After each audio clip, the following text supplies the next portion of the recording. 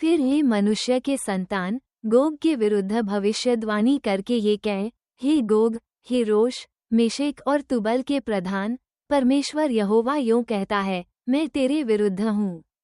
मैं तुझे घुमा ले आऊँगा और उत्तर दिशा के दूर दूर देशों से चढ़ा ले आऊँगा और इस्राएल के पहाड़ों पर पहुँचाऊँगा। वहाँ मैं तेरा धनुष तेरे बाएं हाथ से गिराऊँगा और तेरे तीरों को तेरे दाहिने हाथ से गिरा दूँगा।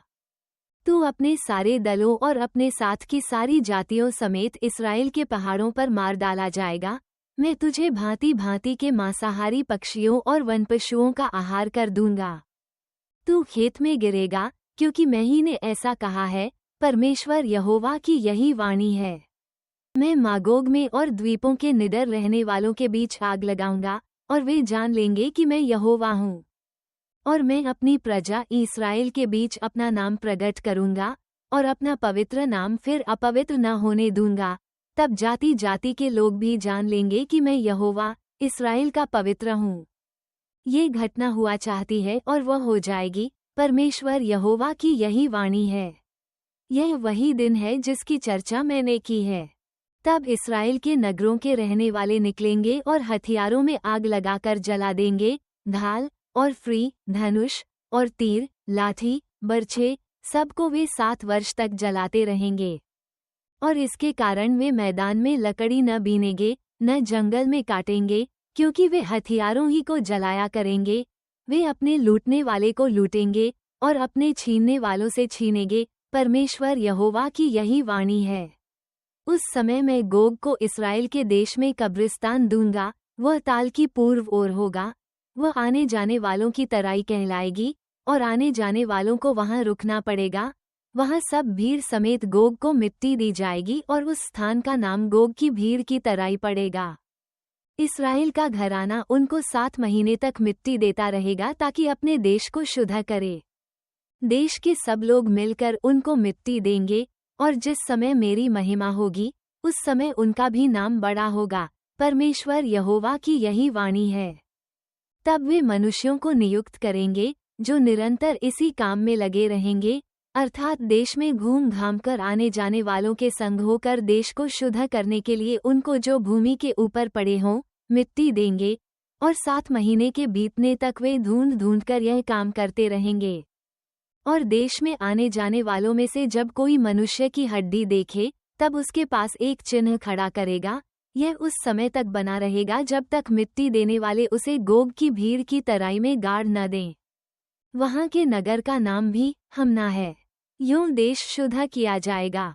फिर हे मनुष्य के संतान, परमेश्वर यहोवा यूं कहता है, भांति भांति के सब पक्षियों और सब वनपशुओं को आज्ञा दे, इकट्ठे होकर आओ मेरे इस बड़े यज्ञ में जो मैं तुम्हारे लिए इस्राएल के पहाड़ों पर करता हूँ।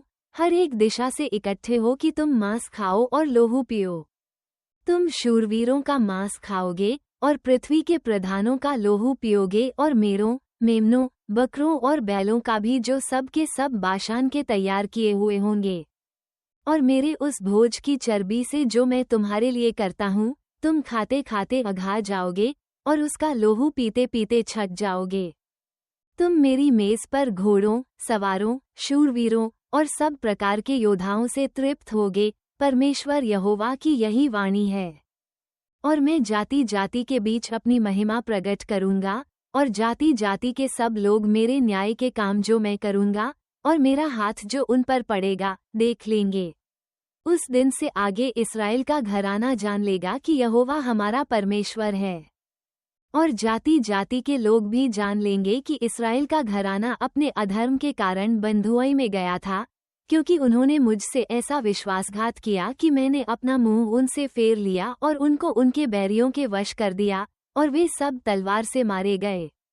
मैंने उनकी अशुद्धता और अपराधों ही के अनुसार उनसे बर्ताव करके उनसे अपना मुंह फेर लिया था। इसलिए परमेश्वर यहोवा यूं कहता है, अब मैं याकूब को बंधुआई से फेर लाऊंगा और इस्राएल के सारे घराने पर दया करूंगा, और अपने पवित्र नाम के लिए मुझे जलन होगी। तब उस सारे विश्वासघात के कारण जो उन्होंने मेरे विरुद्ध किया, वे लज्जित होंगे और अपने देश में निडर रहेंगे, और कोई उनको न डराएगा।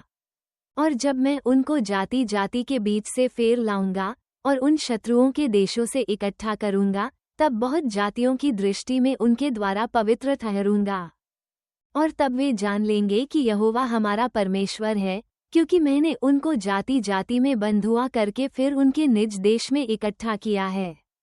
मैं उनमें से किसी को फिर परदेश में न छोड़ूंगा, और उनसे अपना मुंह फिर कभी न फेर लूंगा, क्योंकि मैंने इस्राएल के घराने पर अपना आत्मा उंडेला है, परमेश्वर यहोवा की यही वाणी है।